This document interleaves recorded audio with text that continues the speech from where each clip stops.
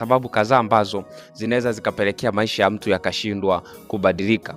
Ukisoma kwenye kile kitabu cha Zaburi ile sura ya 30, Zaburi sura 30 na ule mstari wa 5, maandiko yanasema hivi: hasira yake hudumu kitambo kidogo, wema wake hudumu milele. Anasema hasira yake hudumu kitambo kidogo, wema wake hudumu milele.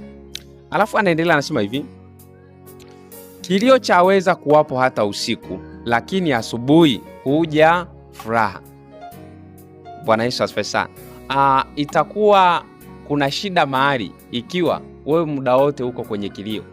Maandiko yanasema hivi, unaweza usiku ukawa kwenye kilio, lakini asubuhi furaha inakuja. Sasa unaweza ukajiuliza, kwa nini wewe muda wote uko kwenye kilio? Asubuhi uko kwenye kilio, mchana uko kwenye kilio, jioni uko kwenye kilio, usiku uko kwenye kilio. Uishai kujiuliza ni kwa nini? Kwa leo nitaenda kukupa sababu kadhaa ambazo zinaweza zikasababisha wewe muda wote ukawa uko kwenye kilio, wewe muda wote ukawa uko kwenye matatizo, wewe muda wote ukawa uko kwenye mateso. Bwana Yesu asifiwe sana. Sababu ya kwanza ni moyo wako. Nikisema moyo wako, yani moyo wako, sio moyo wangu, moyo wako. Hii ni sababu ya kwanza ambayo inaweza ikasababisha maisha yako yakabadilika au yasiweze kubadilika. Usiporuhusu badiliko kuanzia kwenye moyo wako, mtu wa Mungu, hautakuja kuona badiliko kwenye maisha ya kawaida. Bwana Yesu asifiwe sana. Kwenye kile kitabu cha Misali sura ya 4 na ule mstari wa 23, maandiko yanasema kwamba rinda sana moyo wako kuliko vyote unavyovilinda, maana huko ndiko zinakotoka chemichemi za uzima. Kwa sababu mimi ninatumia Biblia ya Habari Njema, nitaomba nisome kwenye Biblia. Maandiko yanasema hivi kwenye kitabu cha Misali sura ya 4 na ule mstari wa 23. Anasema hivi, linda moyo wako kwa uangalifu wote, maana humo zatoka chemichemi za uzima. Anasema linda moyo wako kwa uangalifu wote, maana humo ndimo zinamotoka chemichemi za uzima. Bahati mbaya ni nini? Bahati mbaya ni kwamba tuko kwenye kizazi ambacho mtu analinda fedha zilizoko mfukoni, ila anasahau moyo wake. Yamkini na wewe pia yamkini wewe pia uko makini kulinda fedha ulizonazo, ila unauachia moyo wako. Sasa maandiko yanasema hivi, linda sana moyo wako kuliko chochote unachokilinda. Anasema kwa sababu huko ndiko zinakotoka chemichemi za uzima.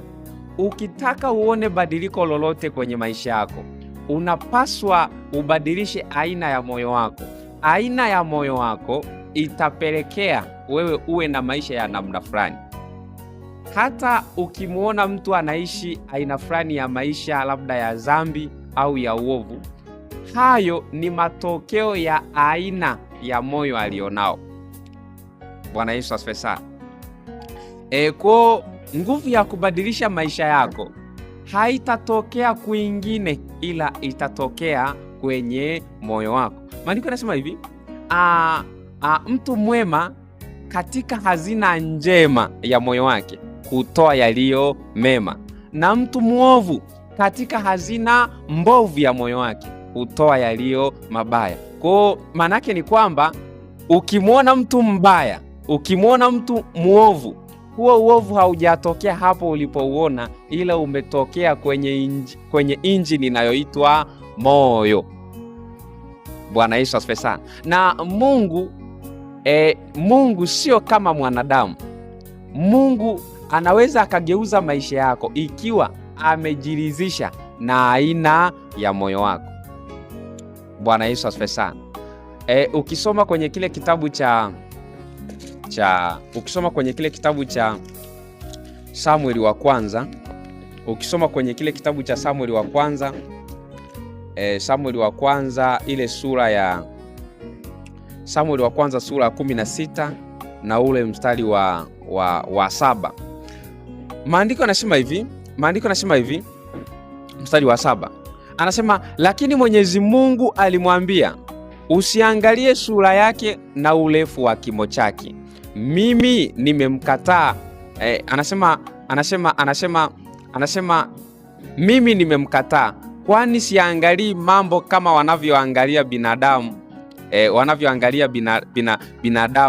binadamu wenye kufa. Binadamu huangalia uzuri wa nje, lakini mimi huangalia moyo. Kwa Mungu akitaka kufanya jambo lolote kwenye maisha yako, Mungu huwa kwanza anaangalia moyo wako. Kwa moyo wako ukiwa msafi mbele za Mungu, hii itakuwa sababu ya Mungu kugeuza maisha yako. Mungu hataweza kugeuza maisha yako ikiwa akijaribu kuchungulia moyo wako, anaona moyo wako bado ni mbovu, anaona moyo wako bado haujakamilika mbele zake. Maandiko yanasema hivi, Mungu huwa anasema macho ya Mungu yanazunguka duniani yaone kama yupo mtu aliyekamilika.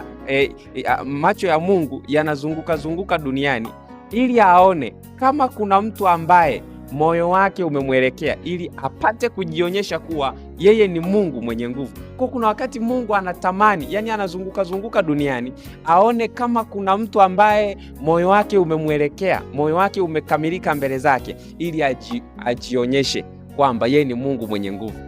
Kuna wakati Mungu anatamani apate mtu ambaye moyo wake ni mzuri ili ajionyeshe. Kwa ili Mungu ajionyeshe kwako, anatakiwa ajihakikishie kuwa moyo wako ni msafi, moyo wako ni zake.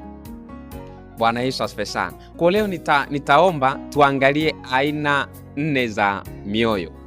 Leo tutaenda kuangalia aina 4 za mioyo. Bwana Yesu asifiwe sana. Tutaenda kuangalia aina kama 4 za mioyo.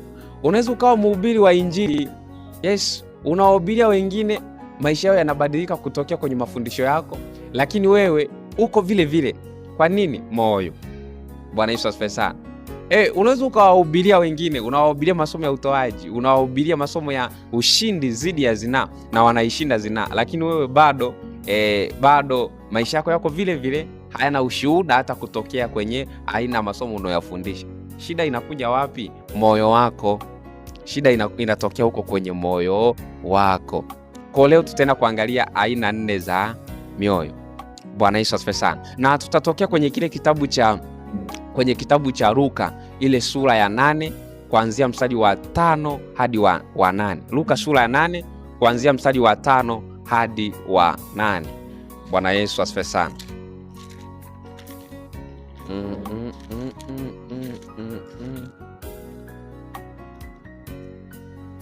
Luka sura ya 8 kuanzia ule mstari wa 5 mpaka mstari wa 8. Maandiko yanasema hivi, mpanzi alikwenda kupanda mbegu zake. Alipokuwa akipanda hizo mbegu, nyingine zilianguka njiani, na anasema na wapita njia wakazikanyaga na ndege wakazila. Nyingine zilianguka penye mawe, na baada ya kuota zikanyauka kwa kukosa maji.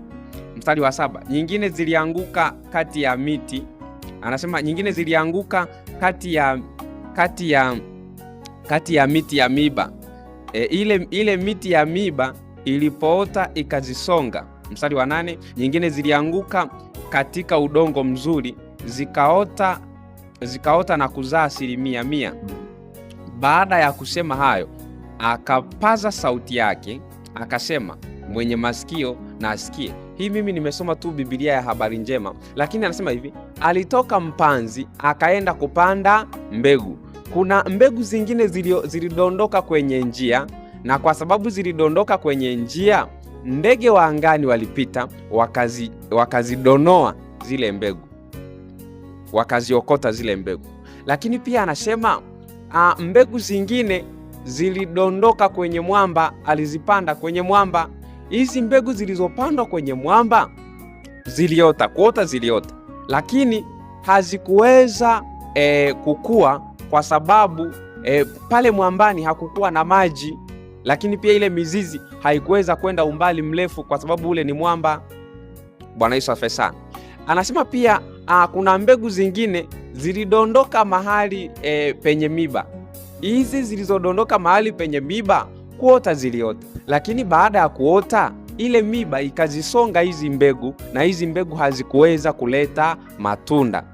Lakini pia anasema kuna mbegu zingine ambazo zilidondoka kwenye udongo mzuri. Hizi mbegu zilizodondoka kwenye udongo mzuri zilikuwa vizuri, zingine zikazaa 100, zingine zikazaa kulingana, yani kiufupi niseme zikazaa matokeo mazuri. Kwa nini? Kwa sababu zilidondoka kwenye udongo mzuri. Kwa unaweza ukaona mbegu ni moja, mpanzi ni mmoja, lakini hizi mbegu zilipandwa kwenye maeneo tofauti tofauti, zilikuja kuleta matokeo tofauti tofauti.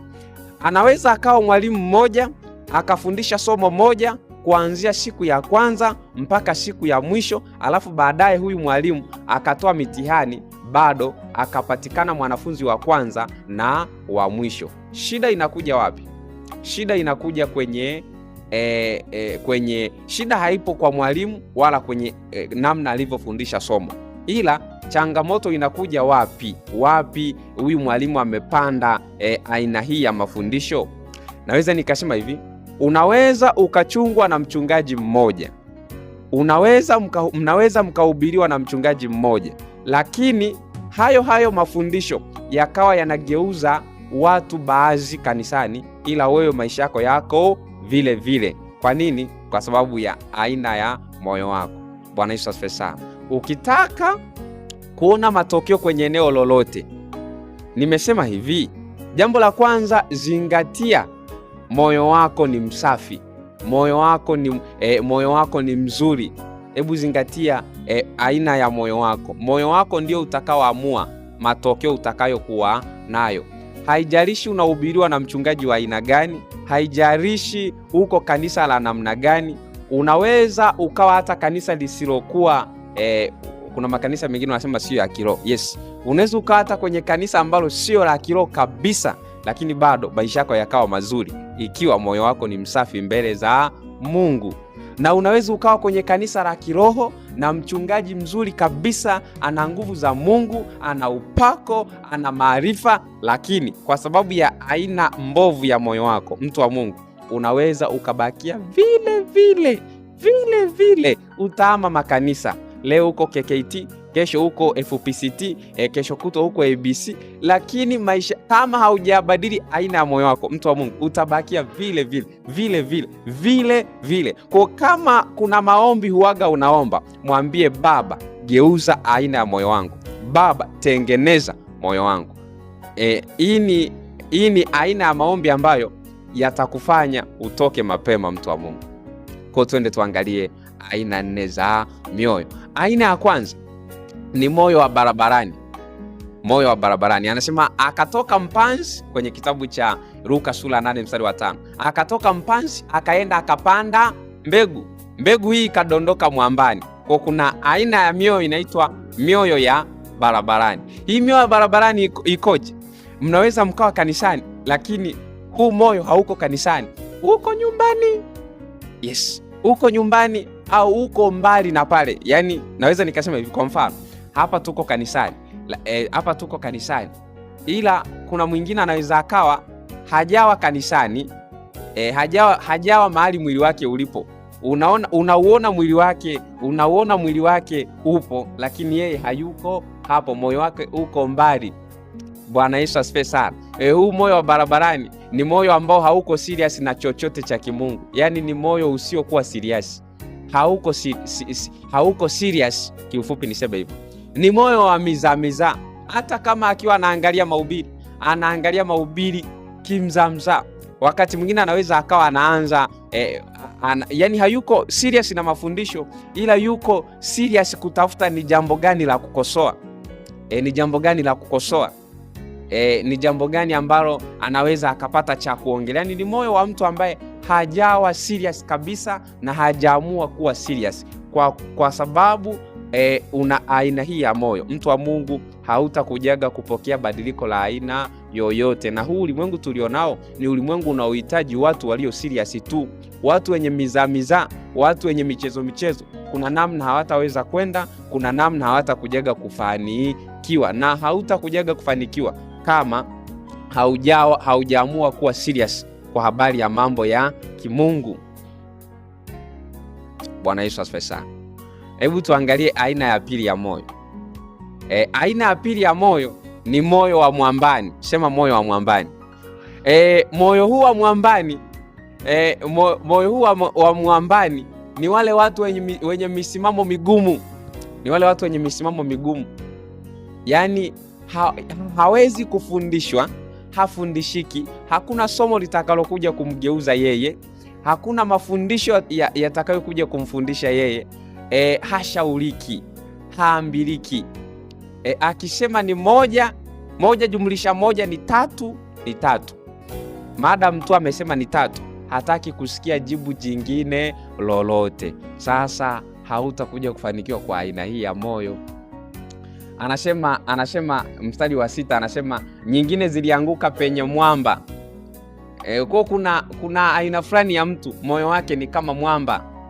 Yaani akikwambia Yesu ni Mungu, Yesu ni Mungu, ameshamaliza.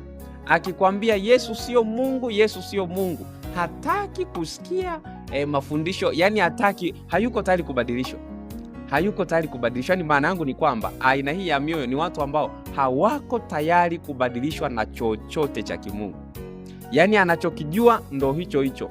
Alienda kuzimu, akaona watu waliovaa hereni wako kuzimu, akaona watu wenye mawigi wako kuzimu. Ni hivyo, ameshamaliza mwenzio, ameshamaliza. Muda huo anayekwambia alichukuliwa na roho akaenda kuzimu, huyo mtu anafanya masturbation. Huyo mtu ni mzinzi. Ila alichukuliwa na roho akaenda kuzimu.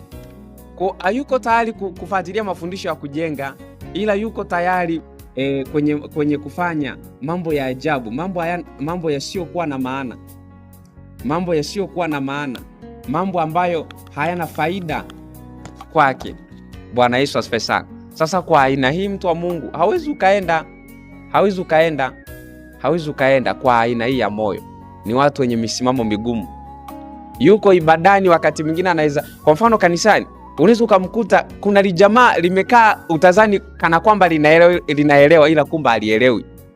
Yaani kuna mtu yani anajua mchungaji leo ataanza kufundisha pointi hii, atamalizia pointi hii. Ukimwambia fungua Zaburi ya 23, kabla hujamaliza anakuambia Zaburi ya 23 inasema hivi, ameshajua. Na uko kujua kwenyewe anakokujua. Aisee, kuna namna inakuwa so nzuri. Jifunze kuwa na moyo wa kufundishika. Si kwamba tunajua kila kitu, mtu wa Mungu. Kuna vingine hatujui, tunahitaji kufundishwa, tunahitaji kuelekezwa. Sasa wewe nani usielekezwa? Lazima ujifunze kuelekezwa, mtu wa Mungu. Lazima ujifunze kuelekezwa. Wanaokwenda mbali ni watu ambao wameamua kufundishika. Na hakuna namna unaweza ukasema sasa mimi level hii niliofikia sihitaji tena wa kunifundisha. Bwana Yesu asifiwe sana. Maisha yako hayawezi yakabadilika kama usipokuwa na aina hii ya moyo wa kufundishika, moyo ulio mwepesi katika moyo ulio mwepesi kwenye kufundishwa. Bwana Yesu asifiwe sana. Aina ya tatu ya moyo ni moyo uliojaa vitu. Moyo uliojaa vitu. Moyo ulio na mambo mengi hauwezi kubeba badiliko lolote. Hii ni aina ya tatu ya moyo. Yaani huu moyo ndani umebeba bongo flavor, huu moyo ndani umebeba mahusiano aina 6 za mahusiano. Yaani anahusiana na wakaka 4 tofauti na wote amewabeba, yani amewabeba na wote wanajisikia sawa. Akiongea na huyu baby nakupenda, akiongea na huyu baby nakupenda, akiongea na huyu baby nakupenda, akiongea na huyu pia baby nakupenda, wote na wanajisikia sawa wote. Mtu wa Mungu,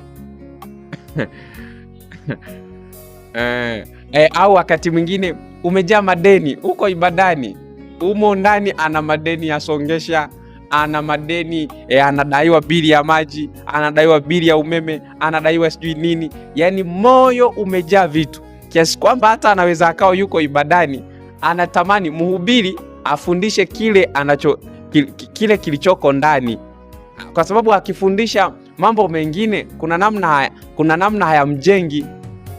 Yani kuna namna moyo anasema wewe mtumishi, ungekuwa unajua kichwa changu kimejaa kina mafaili mengi na baadhi ya mafaili tayari yana mavirus, ungejua mtumishi. Yani ni moyo uliojaa vitu. Neno linakuja halina sehemu ya kukaa. Ni mstari wa 7, Luka sura 8 mstari wa 7. Anasema zingine zilianguka mahali penye miba. Zilipoanguka mahali penye miba zikaota, lakini hazikuweza kukua. Kwa nini? Kwa sababu zilisongwa. Kwa badiliko linapokuja ndani yako, linakutana na matatizo, linakutana na changamoto. Zile changamoto zinasonga lile jambo jema ambalo Mungu alikuwa ameliachilia kwako ili ukutane na mabadiliko. Kwa kutokea pale hautaweza kujaga kuona mabadiliko. Bwana Yesu asifiwe sana. Haleluya. Kwa moyo umejaa chuki, umejaa mawazo, umejaa mikwamo, umejaa wasiwasi na mambo mengine kama hayo. Usitegemee maisha yako yakabadilika, mtu wa Mungu. Aina ya 4 ya moyo, na leo tutaishia hapa. Aina ya 4 ya moyo ni moyo msafi.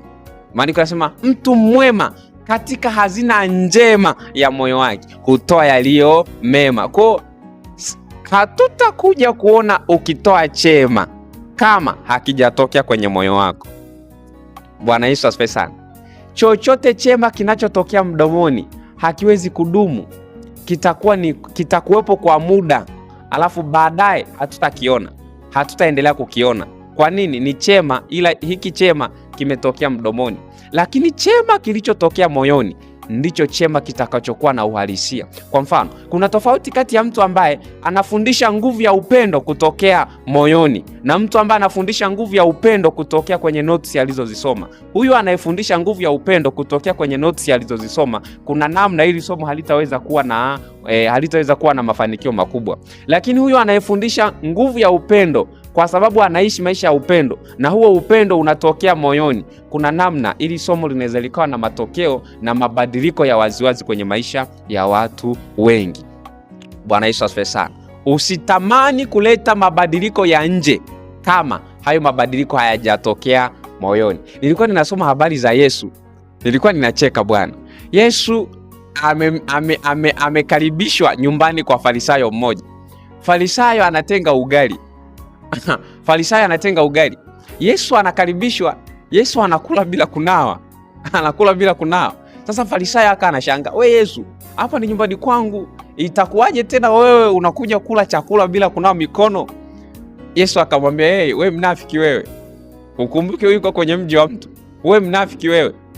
Wewe kwa nini unasafisha, uko makini kusafisha mambo ya nje, ila ndani umesahau kusafisha kikombe ndani?"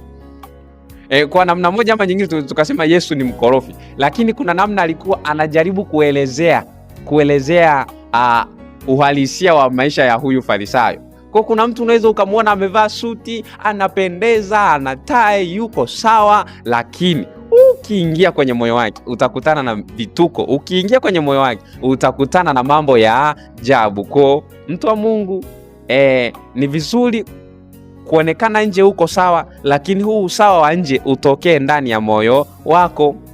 Bwana asifiwe sana. Hii itakuwa nzuri machoni pa watu, lakini pia itakuwa nzuri machoni pa Mungu, kwa sababu Mungu yeye amesema haangalii tu mionekano ya nje, haangalii tu mionekano hii kama ambavyo sisi tunaangalia wanadamu, lakini Mungu huwa ana tabia ya kuangalia moyo wa mtu. Mungu akishajiridhisha na moyo wako, mafanikio yanakuwa ni rahisi, mafanikio yanakuwa kitu cha kawaida. Kwa nini? Kwa sababu ameuona moyo wako. Mungu hana tabia ya kukupa mafanikio ambayo yakaja kukuangamiza.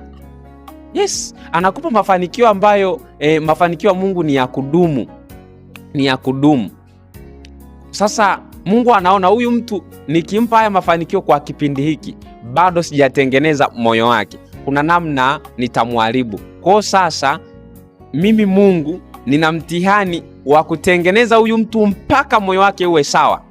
Baada ya hapa, alafu ataanza kuona wema wangu. Kuna wakati unapitia matatizo, unaweza ukazani kwamba sijui umerogwa, ila haujarogwa, ni moyo wako tu ndo bado haujakaa sawa. Kwa Mungu anakupitisha kwenye hizo changamoto, alafu uwe na adabu, akili zikuingie, usamini watu, usianze kupuuzia baadhi ya vitu. Kuna wengine wana tabia za kupuuza, wana tabia za kupuuzia.